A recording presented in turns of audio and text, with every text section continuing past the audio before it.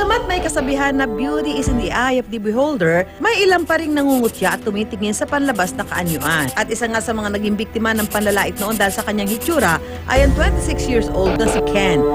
Kaya ang napili niyang restback ngayon, pagpaparetoke. Tinatawag nila ako na pating. Sa nose ko, pango.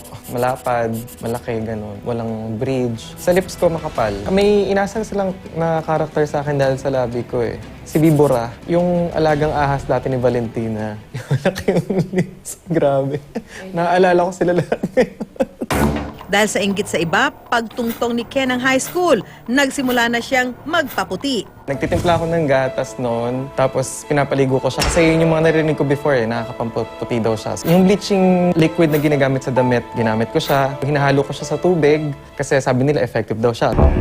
At nang siya ay makapagtrabaho at makapag-ipon ang kanyang mukha, sinimulan na niyang iparitoke.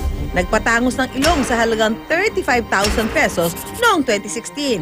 Ang problema, nabaliko ang kanyang ilong, kaya bumalik siya sa kanyang doktor at muling ipinaayos. Sa pangalawang pagkakataon, hindi pa rin maganda ang resulta.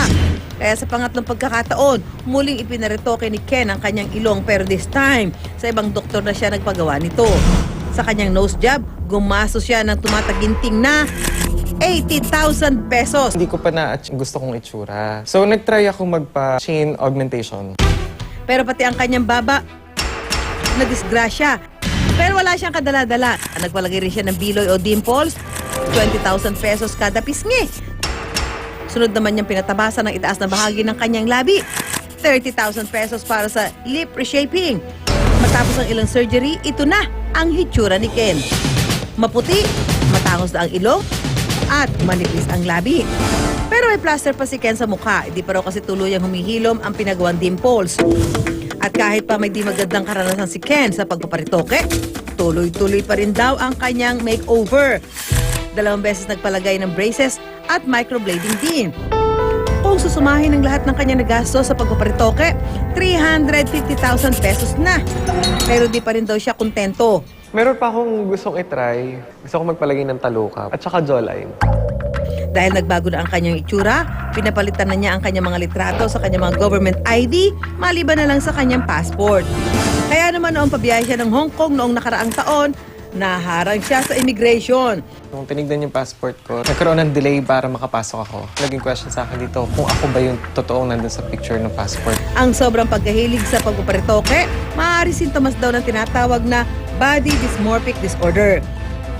Ito isang mental disorder na ang tao ay nagkakaroon na ng pag-iisip na may kulang pa sa sarili niya. Oo, wala nang kailangang baguhin sa sarili mo, pero ang tingin mo doon sa sarili mo, pangit ka pa.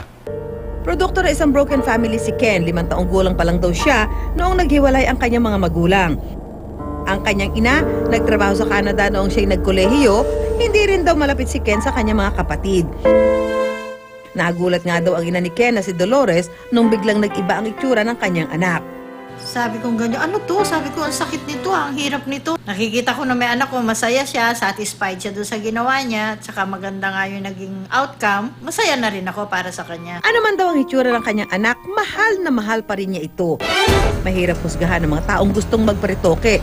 Gayunman, sa mga taong nakakaintindi at nagmamahal kay Ken, importante, nagbago man ang kanyang hitsura, siya pa rin ang Ken na kanilang minahal.